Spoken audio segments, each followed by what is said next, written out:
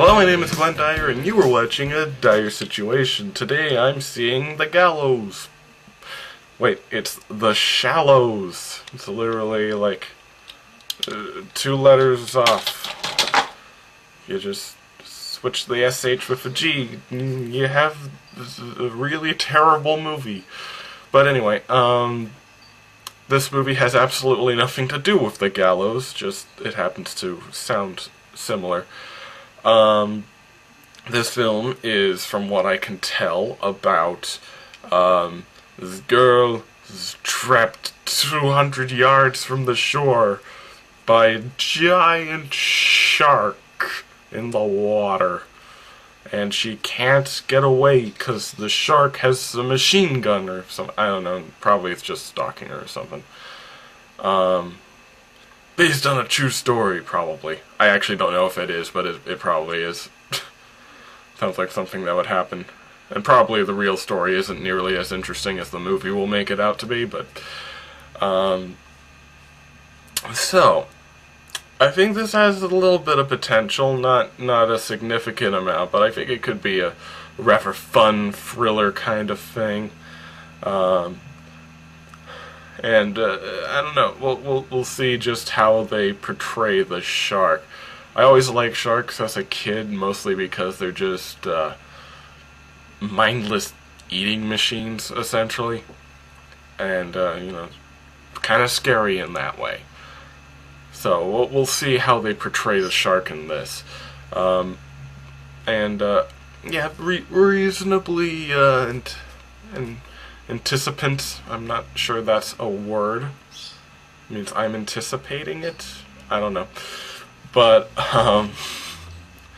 yeah. I think it will be pretty good. Probably, maybe.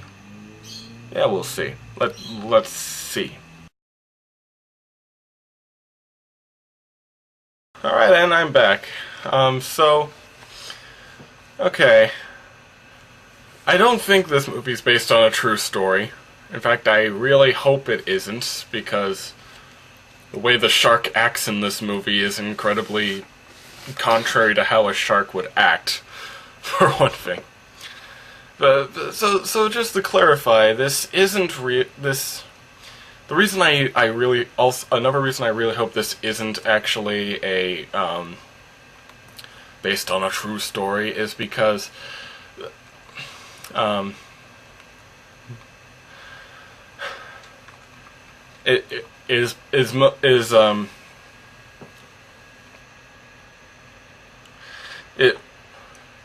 it's because it doesn't, man,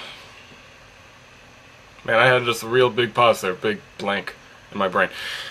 The reason that I also don't think this was based on a true story, and probably is not based on a true story, is because the way it is enacted, it doesn't feel like a real film. It feels like a straight-up horror film where the shark is a slasher villain.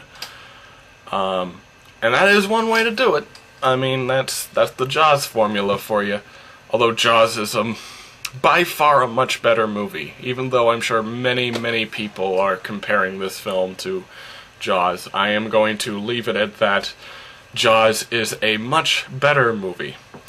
But anyway, as for this film, it was enjoyable enough. It really does help, it really does hammer home the whole, idea of the thing. Just the basic idea of this movie is that somebody is trapped really close to safety, but just far away enough to where trying to reach that safe point would be disastrous. Because shark is after her. The reason I say that shark is unrealistic is because it's a great white. And great whites are known for being the largest of the sharks, but they are not the most violent. That would be the tiger sharks, I'm pretty sure. And here's the difference. A great white, all sharks are stupid, alright? Basically, imagine a machine gun with the brain of a fish. It doesn't have... It's capable of a lot of power, but it doesn't... It's not very clever. It doesn't form strategies. It doesn't really hunt that well. It's more of a just goes after whatever. Now, if the shark in this movie are realistic, since it's a great white, it would have gone after the person in the water, mistaking it for some other creature, some other animal, and would have bitten that person, possibly killing them. But after it gets a good taste of that flesh, it would leave. Because great whites do not like how we taste at all. We taste like we taste like raw oysters to them. It's not good. But even then, she spends a great portion of this movie on top of a rock, like in the middle of the area, and it provides a ticking clock element because when high tide comes, the rock will be submerged, which I actually liked. Thing is, that would have taken several hours, and the shark probably would have left for somewhere else. It has to consume a large amount of food in one day, and so it would have just left. It doesn't have time to wait around for something like that. And also beyond that, it also kills a few other people, 3 different people, and possibly a whale, and would have easily been filled up by those things and would not be interested in attacking people. If you've ever been to an aquarium, like, when the sharks are well fed, they'll just swim around with all the other fish and won't mind them at all, because they're animals and they don't really eat when they're not hungry. They aren't like humans. They have the brain of a friggin' fish. It's not very complicated. However, if this movie starred instead a tiger shark, those guys are crazy bastards and probably would, like, hang out by a rock and try to smash people into the water and keep on eating things even though it's not really that hungry, because tiger sharks are friggin' crazy. But they aren't as big and scary as great whites. And this particular great white is bigger and scarier than most great whites. It's about the size of the freaking whale that we see. Like, when it's side by side, it's about as big as the whale. And that's really silly.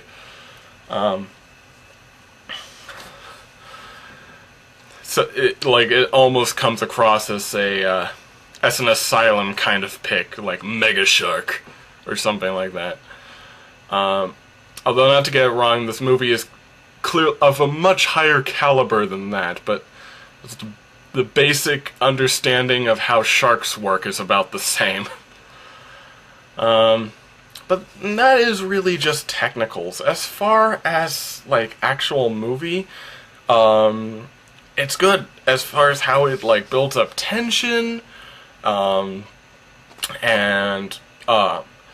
how it keeps the fear level rising, and how it makes and how well it keeps the plot going, just by adding new and different things into this seemingly simple situation. As I mentioned, the rock that will go under at high tide is a good example, although their understanding of how tides work is questionable, because the rock is like a meter above the water, and it's like 23 minutes to high tide. She's like, got 23 minutes before the rock's completely submerged. If the rock's about like a meter high out of the water at 23 minutes to high tide, then it's not gonna be completely submerged. But yeah, whatever. Have to be forgiven, I guess. So yeah, it does a pretty good job of keeping the tension up and stuff. If I have one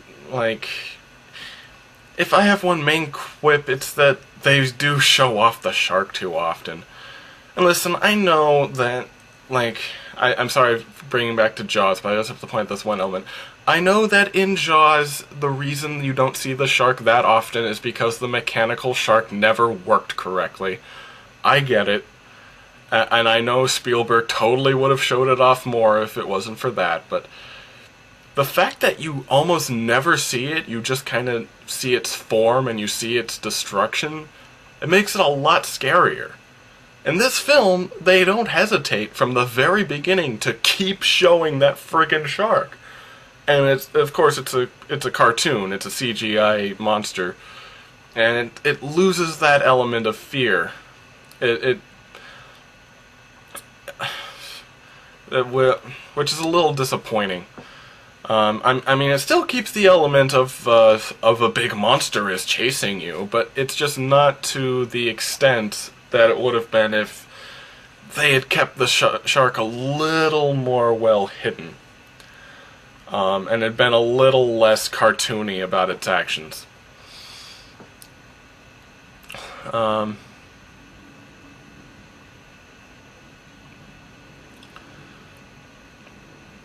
Yeah, and, but there are, like, little things in the film I like. For instance, they do this one pretty neat thing in order to get away exposition and stuff with the lady's cell phone. I know in some movies, like when somebody's texting, their text bubbles will appear on screen so that basically so the movie doesn't have to zoom in on a cell phone every time you need to see a text message. But this does a lot of other things. It messes around with FaceTime and stuff, and it kind of bends and warps reality whenever she's on her phone. And it's a neat effect. Looks cool. But, you know, it does make you wonder why something like that is in a movie like this. Like, it's almost... I don't want to say that. I was about to say it was almost as jarring as the use of FaceTime as a major plot element in Texas Chainsaw 3D, but no, not to that point. I'm just saying, like, could have been handled a little differently. That's about it. But overall, fun film, tense and thrilling and pretty cool.